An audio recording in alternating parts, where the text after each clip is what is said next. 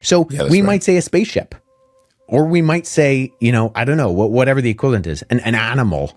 We might talk about a cryptid or a robot. And that's because that's the box that we have to pull from. Ezekiel saw an alien, I think.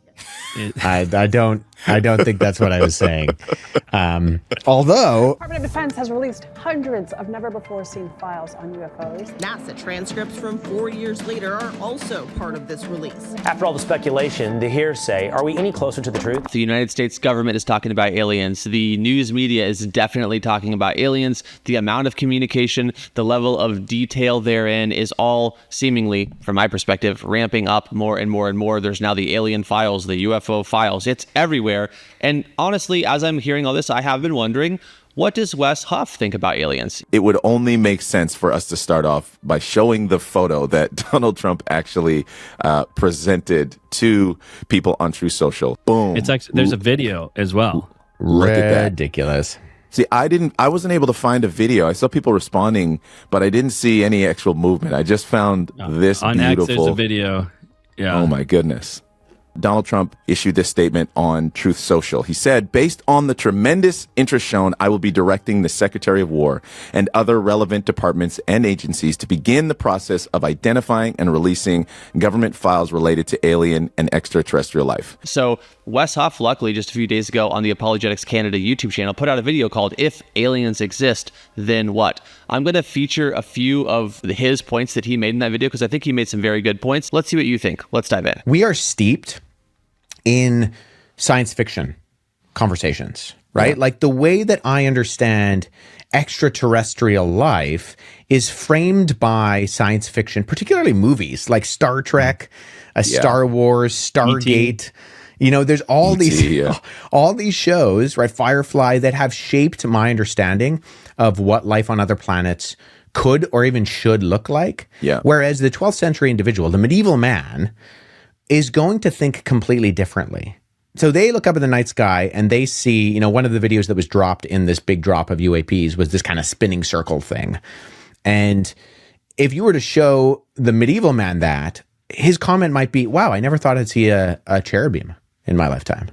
Mm-hmm. Whereas the average secular person will go, wow, I never thought I would see an alien spacecraft in my lifetime. Yeah. Like, we're shaped by these things, and it's going to affect the way that you and I and the internet react. If I can circle back to the actual data dump that the president released, and some of the ways that people have been speculating as to what it is, and with this kind of worldview issue that I've been harping on about, and I will shut up, I promise, about it, because when I was thinking about it this morning, I thought okay, well, how we explain things by how we conceptualize them, with the framework that we have. If this were maybe a couple hundred years earlier, we might be thinking of the H.G. Wells steampunk. We might be trying to explain things by, steam valves and metal plates and that kind of thing that you think of in 3,000 Leagues Under the Sea. But I happened to be reading the beginning of Ezekiel this morning. And in reading the beginning of Ezekiel, thinking Ezekiel is describing something that's really, really weird. And he's doing so by the terminology and the understanding that he has to put it in a frame of reference. And that doesn't mean that that's not what he's seeing, but it may not be the most conceptual description of it. Let me just read a little bit to you. So he says, the word of Yahweh came expressly to Ezekiel the priest, son of Buzi, in the land of the Chaldeans, by the river Kedar. And there the hand of Yahweh came upon him. Then I looked, and behold, a storm wind came, coming up from the north, a great cloud with fire flashing forth continually, and a bright light all around it. And in its midst something like the gleam of glowing metal in the midst of the fire. And within it there were figures, with the likenesses of 4 living creatures. And this was their appearance. They had the likeness of a man, and each of them had 4 faces and 4 wings. And their legs were straight, and their feet were like calf's hooves. And they sparkled like the gleam of burnished bronze. And under their wings of the 4 sides were hands of men. As for the faces and the wings of the four of them. Their wings touched one another. Their faces did not turn as they went. Each went straight forward. And as for the likeness of their faces, each had the face of a man.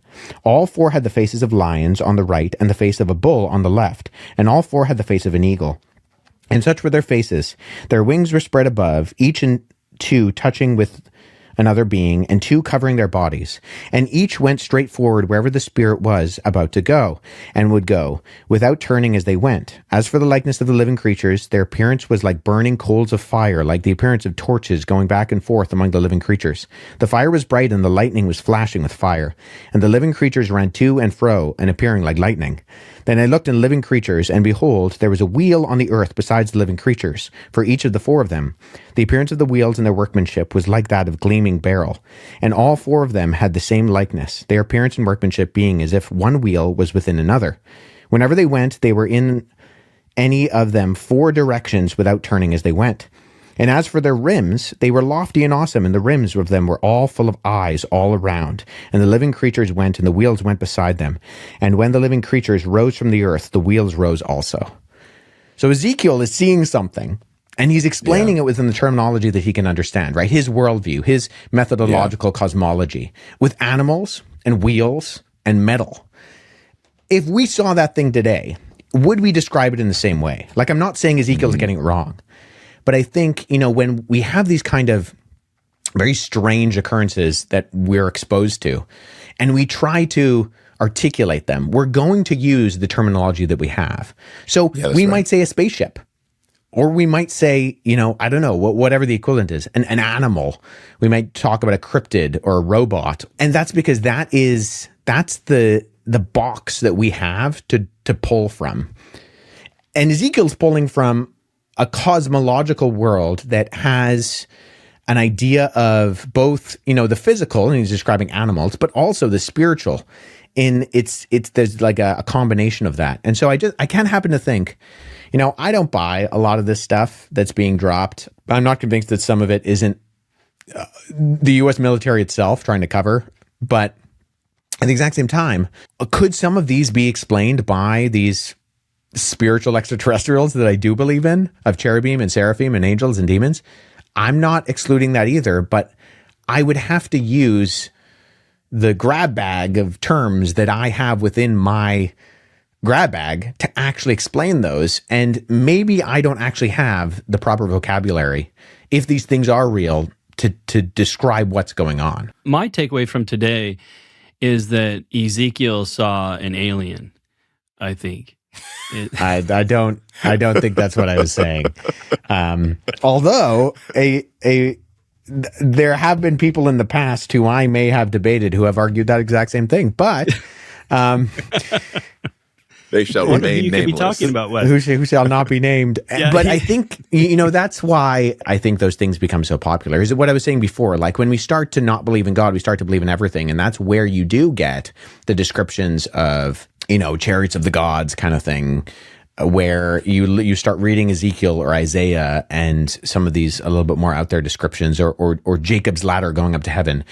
And through, once again, our science fiction lens, describing them as aliens, or describing them as, extraterrestrial experiences, because that's the water we swim in to a degree with the podcasts that we're listening to, or the movies that we're watching, or, the popular world that is communicating that to us. So I'm sympathetic to people who jump to those conclusions, but I think there's an aspect of stepping back and going, okay, are you actually hypothesizing that because that's actually, you're coming up with that on your own, or are you just kind of taking in the world of natural materialism and a kind of science fiction-y lens that is leading you to draw some of those conclusions? Wes, I think I'd take it a step further too. I think you would agree with this, that are you also willing to entertain these sci-fi, fantastical explanations as a way to avoid God? Right. Yeah. Kick the can down the road. Because I'm often shocked again. We were talking about this. The people are willing to entertain these idea of aliens and try to explain the entire Bible by these alien encounters instead of, being willing to encounter God and the possibility that there is a creator and you are a part of the created. Or the origin of life, right? Panspermia theory, that aliens seeded human life on Earth. Which is what Dawkins advocated for that, which I've always thought was ridiculous. And it kicks the can down the road. Yeah, it is. It's coming up with an alternate theory other than, it could be anything other than God. Anything but God. Forget the evidence, forget, the fact that we're just throwing stuff at a wall and seeing if it sticks. We have no, falsifiable theory one way or the other, but it couldn't possibly be God. When we look at the intelligent design in the universe, well, of course it mimics that it's intelligently designed, but maybe that's because aliens came here and seeded the life on Earth, which still doesn't explain, well, where did the aliens come from? I can't help but to think that if Satan and the demons, the principalities and dominions, if they're going to get you to waste your time, they're going to do that in any way possible. So that could be, the pursuit of goals and money and, looks maxing. It could be something, it could be anything. And it also could be having you spend your entire life savings and energy on trying to find Bigfoot.